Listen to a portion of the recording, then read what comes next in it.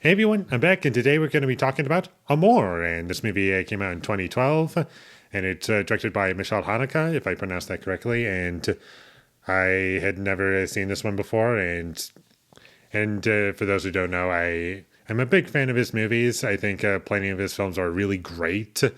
Like The White Ribbon, I really love. Cachet is awesome.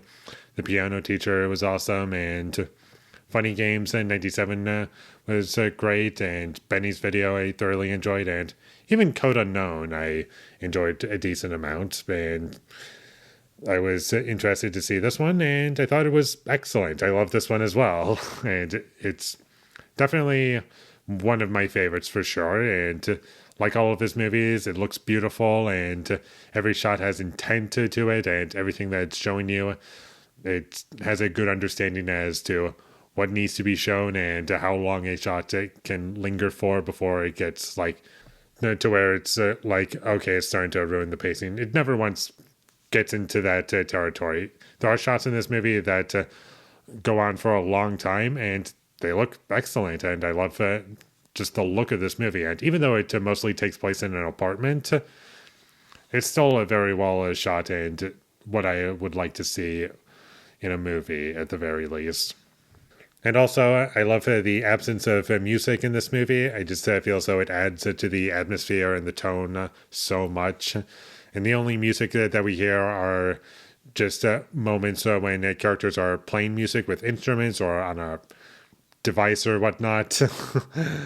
Those are the only times the music is inserted into the film. And the acting was pretty great from what I could tell. And Isabelle Huppert from The Piano Teacher, she was in it, and she was pretty great. And the two main leads, I didn't recognize them at first, but when I decided to look up to see what else I've seen them in one other movie each.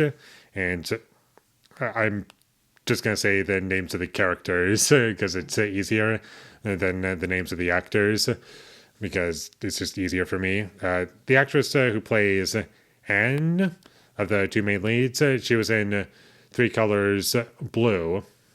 And the main character, he was in Three Colors Red, which I was like, oh, I thought I'd recognize you, but I wasn't sure if it was for Three Colors Red or not, but it was.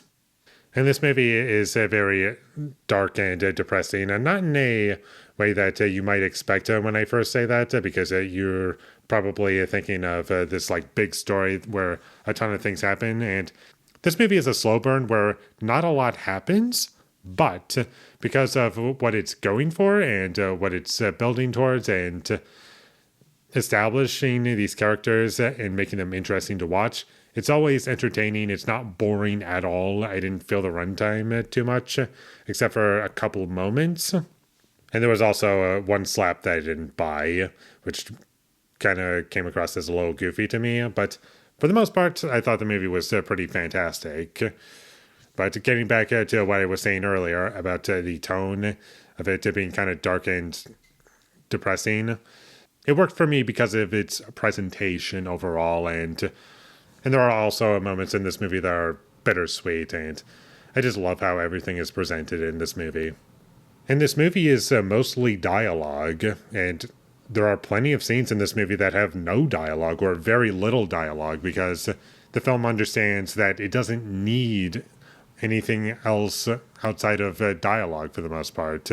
It's just characters talking and watching the situation get worse and worse as it goes along, and you can't help but escape this feeling of I know exactly where things are going to end up without spoiling anything. And there are also dream sequences in this movie, and personally, I did not feel as though they ruined the movie at all. I felt as though they were effective in terms of what they were showing, and it never detracted from what a character was feeling or how things were communicated. It all worked for me. Not a lot of movies can do that, but here's a movie that had great dream sequences. And one small detail that I picked up on this time watching it, and I haven't seen this movie before. Usually when I say this time watching it, that usually gives off the implication that I've seen the movie before, but I haven't. But from my first viewing, I love how even just the smallest noise that occurs in this movie can be alarming.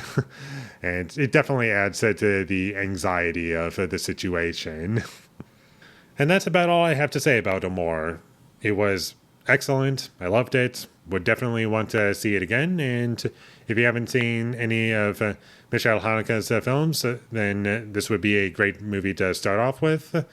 And he's made excellent movies overall. And from what I've seen, none of his movies are bad.